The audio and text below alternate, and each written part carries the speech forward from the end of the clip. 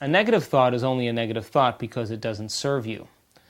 If you truly got clear on what you wanted, if you said, what would I want for myself in my future? Where would I see myself in 5 years? What type of lifestyle do I want to live? What type of relationships do I want to have? What type of feelings do I want to be familiar with? How can I execute them and produce an effect? These types of questions are what I call frontal lobe questions. This is the first step in truly making a new mind, truly changing your mind. When we begin to ask questions about speculation, about possibility, about reinventing a new way, it activates the forebrain. And the forebrain is the architect. It is the designer of destiny. It is the conscious mind that begins to plot and plan new ways to be, new ways to think, new ways to behave. So when we ask those questions, the what would it be like questions, how would I have to be, what would I have to change about myself, that frontal lobe begins to look out over the landscape of the brain and begins to take different neural networks that we either learned through our life or experienced and seamlessly piece them together to create a new plan or a new ideal. So as we begin to say, what is a greater ideal of myself? What is a greater expression of myself? What would I have to change about myself? Who in history do I admire, and what would it take to be like them? As we begin to think about and contemplate these ideas, we're beginning to make a new mind. Now, negative thoughts are connected to negative emotions. Negative emotions are connected to past experiences. Past experiences that tend to be the most defining are the ones that produce the highest emotional charges. Now, emotions, as we said, are the end product of experience, and we remember experiences better because we remember how they feel or the emotions attached to them. If we want to change our destiny, or we want to change negative thoughts to positive ones, then we have to understand that in order to change our reality, we have to change our energy that's connected to it. And when we change the energy that's connected to our reality, we're changing our emotions.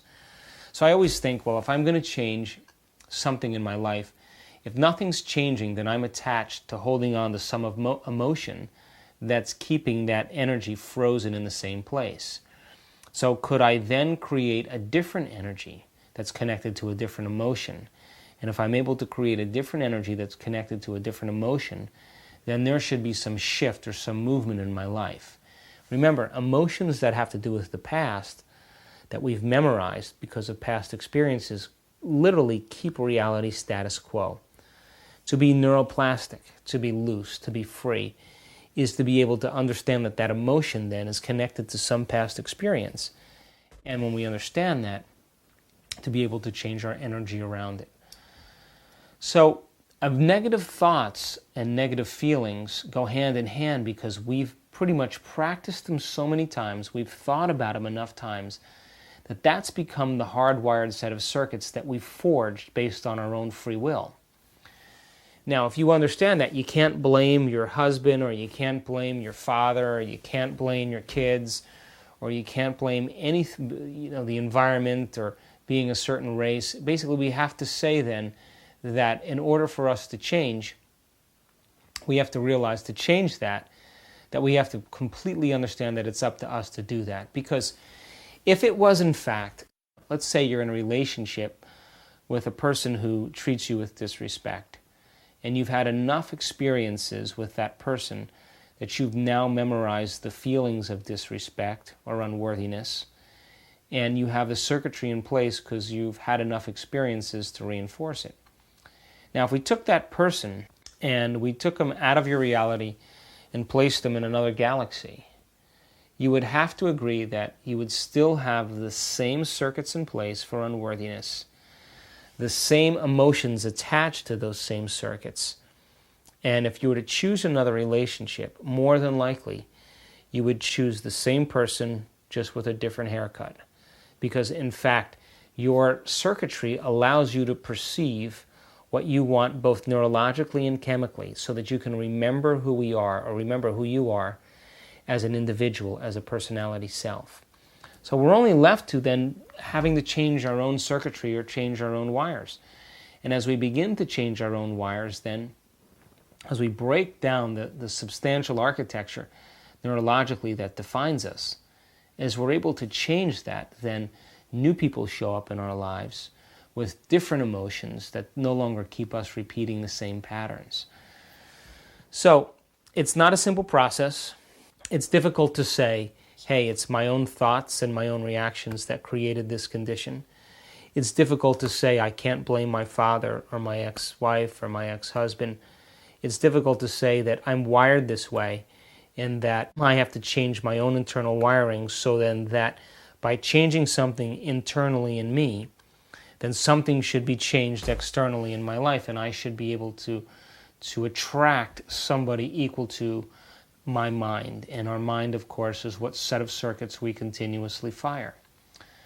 So if we keep creating the same relationships and we keep creating the same events in our life, that means then that we move from one relationship to the next without any self-reflection, without any contemplation, without any choice to begin to think and act differently or change anything about ourselves. And the idea behind the negative thoughts that we continuously revisit, if you understand that if you're revisiting them makes the circuit stronger, then you'd have to ask yourself this question. By thinking these thoughts, is this loving to myself? By thinking these thoughts in the same way every single day, I'm only reinforcing the same thoughts and same experiences, and nothing's changing in my brain. And if nothing's changing in my brain, and the environment is an extension of my brain, then there should be nothing that changes in my world. So if we think the same thoughts and we perform the same actions and we expect a different result, then we are asleep at the wheel. If we don't like our life, if we don't like the circumstances in our life, we have to begin to change the way we think and feel. And that, of course, takes the act of will. It takes repetition and it takes practice to be able to do. And it's not an easy process, but what else do we have to do? I mean, if we're not really getting on with the business of evolution, then we're only left with the same set of circuits genetically that we've inherited from our parents.